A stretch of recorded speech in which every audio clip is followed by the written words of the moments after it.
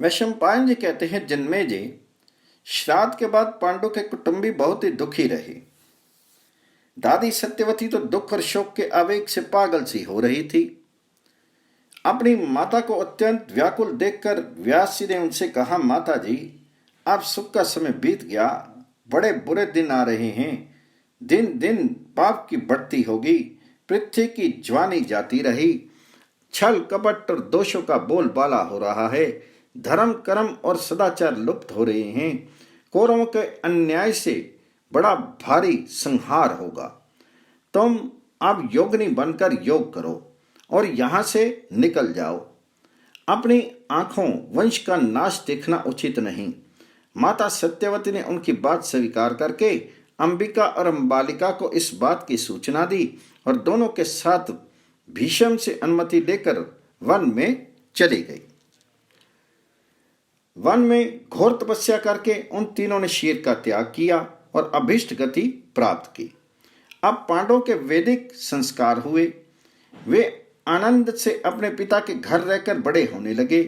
बचपन में वे खुशी खुशी दुर्योधन आदि के साथ खेलते और उनसे बढ़ चढ़ कर ही रहते। दौड़ने में, निशाना लगाने में, खाने में, धूल उड़ाने में भीमसेन धृतराष्ट्र के सभी लड़कों को हरा देते थे।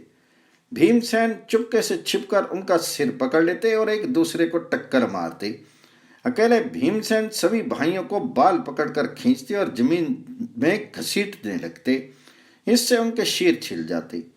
वे 10-10 बालकों को अंकवार में भरकर पानी में डुबकी लगाते और उनकी दुर्दशा करके छोड़ते। जब दुर्योधन आदि बालक किसी वृक्ष पर चढ़कर फल तोड़ते तो ये पैर की ठोकर से पेड़ हिला देते और ऊपर से फलों के साथ बच्चे टपक पड़ते। भीमसेन को कुश्ती में, दौड़ने में या किसी प्रकार के युद्ध में कोई नहीं पाता था। भीमसेन होड़ के कारण ही ऐसा करते थे। उनके मन में कोई वैर विरोध नहीं था, परंतु दुर्योधन के मन में भीमसेन के प्रति दुर्भाव ने घर कर लिया। वे अपने अंतःकरण के दोष से भीमसेन में रात दिन दोष ही दोष देखता। मोह और लोभ के कारण दोष का चिंतन करने से वह स्वयं दोषी बन गया। उसने यह निश्चय किया कि नगर के उद्यान में सोते समय भीमसेन को गंगा में डाल दें और युधिष्ठिर तथा अर्जुन को कैद करके सारी पृथ्वी का राज्य करें। ऐसा निश्चय करके वह मौका देखने लगा। दुर्योधन ने एक बार जल विहार के लिए गंगा के तट पर परमान कोटि स्थान में बड़े बड़े तंबू और खेमे लगवाए। उनमें सारी सामग्रियां सजाई गई और अलग अलग कमरे बनवाए गए। उस स्थान का नाम रखा गया उदक क्रीडन। चतुर रसोइयों ने खाने पीने की बहुत सी वस्तुएं तैयार की। दुर्योधन के कहने पर युधिष्ठिर ने वहां की यात्रा स्वीकार कर ली और सब मिलजुल कर नगराकार रथों और हाथियों पर सवार वहां हो गए।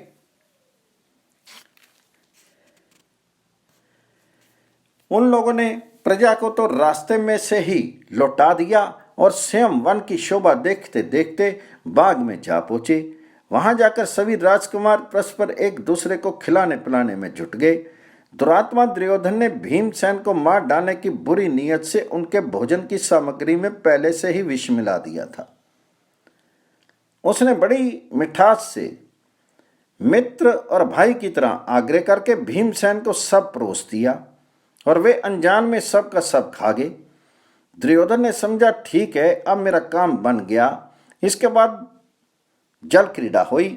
जल क्रीड़ा करते करते भीमसेन थक गए और सबके साथ खेमे में आकर सो गए। वे रग रग में उनके विष फैल जाने से निश्चेष्ट हो गए। दुर्योधन ने स्वयं लता की रस्सियों से भीमसेन के मुर्दे के समान शीर को बांधा और गंगा के ऊंचे तट से जल में ढकेल दिया। भीमसेन इसी अवस्था में नागलोक में जा पहुंचे। वहां विषैले सांपों ने भीमसेन को खूब डसा। सर्पों के डसने से कालकूट का प्रभाव कम हो गया।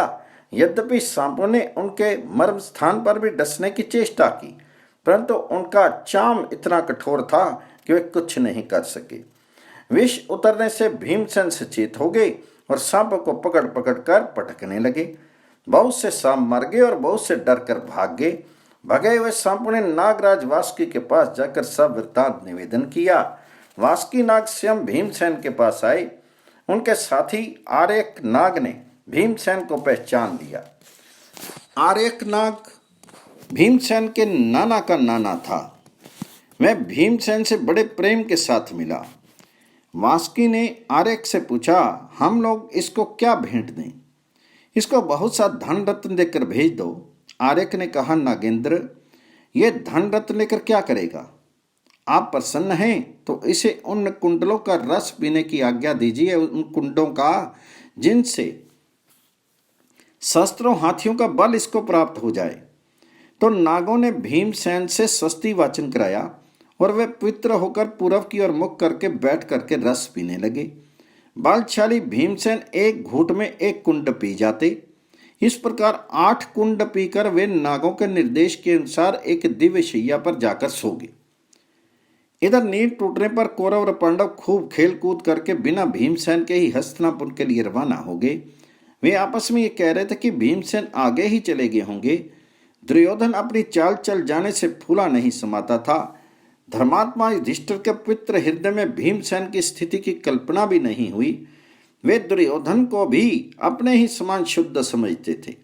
उन्होंने माता कुंती के पास जाकर आकर पूछा, माता जी, भीमसेन यहाँ आगे क्या? हमने तो वहां भी उनको बहुत ढूंढा, परंतु ना मिलने पर सोचा कि घर चले गए होंगे। आपने उन्हें कहीं भेजा तो नहीं है? हम बड़े व्याकुल हो रहे हैं। यह सुनकर कुंती घबरा गई। उन्होंने कहा, भीमसेन यहाँ नहीं आया, उसे शीघ्र ढूंढने का प्रयत्न करो। कुंती माता ने तुरंत विदुर जी को बुलवाया और बोली, विदुर जी, भीमसेन का पता नहीं है। सब आगे परंतु वह नहीं लौटा। दुर्योधन की दृष्टि में वह श्रद्धा खटका करता है। दुर्योधन बड़ा क्रूर, क्षुद्र, लोभी और निर्लज्ज है। कहीं उसने क्रोधवश मेरे वीर पुत्र को मार न डाला हो।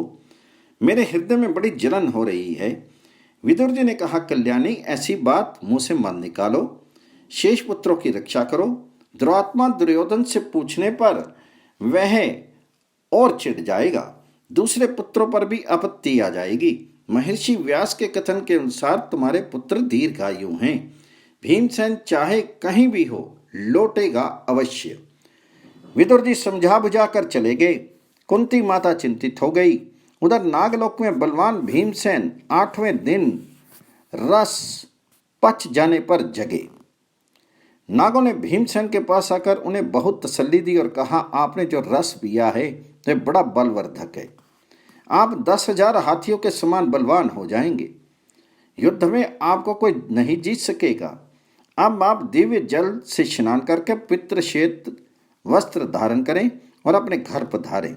आपके विछोह से सभी भाई अत्यंत दुखी हो रहे हैं। फिर भीमसेन वहां खा पीकर दिव्य वस्त्र आभूषण से सज्जित होकर नागों की अनुमति से ऊपर आए। नागों ने उन्हें उस बगीचे तक पहुंचा दिया। फिर अंतर ध्यान हो गए। भीमसेन ने अपनी माता के पास आकर उन्हें तथा बड़े भाई को प्रणाम किया। छोटे के सिर सूंघे। सभी प्रेम से आनंद मनाने लगे। भीमसेन ने दुर्योधन की सारी करतूत कह सुनाई और यह भी बतलाया कि नागलोक में क्या सुख दुख मिला। राजा युधिष्ठिर ने भीमसेन से बड़े महत्व की बात कही, भाई बस अब चुप हो जाओ। ये बात कभी किसी से नहीं कहना। हम लोग आपस में बड़ी सावधानी के साथ एक दूसरे की रक्षा करें। दुरात्मा दुर्योधन ने भीमसेन के प्यारे सारथी को गला घोटकर मार डाला। धर्मात्मा विदुर ने पांडवों को यही सलाह दी कि तुम लोग चुप रहो। भीमसेन के भोजन में एक बार और विष डाला गया। युयुत्सु ने इसका समाचार पांडवों को दे दिया, परंतु भीमसेन ने वह विष खाकर बिना किसी विकार के पचा लिया। दुर्योधन, कर्ण और शकुनि ने भीमसेन को विष से ना मरते देखकर उन्हें तरह तरह से मारने की चेष्टा की, परंतु पांडव सब कुछ जानबूझकर भी विदुर की सलाह के अनुसार चुप ही रहे। राजा धृतराज ने देखा कि सब के सब राजकुमार खेल कूद में ही लगे रहते हैं। तब उन्होंने गुरु कृपाचार्य को ढूंढवाकर शिक्षा देने के लिए उन्हें सौंप दिया। कौरव और पांडवों ने कृपाचार्य से विधि पूर्वक धनुर्वेद की शिक्षा प्राप्त की।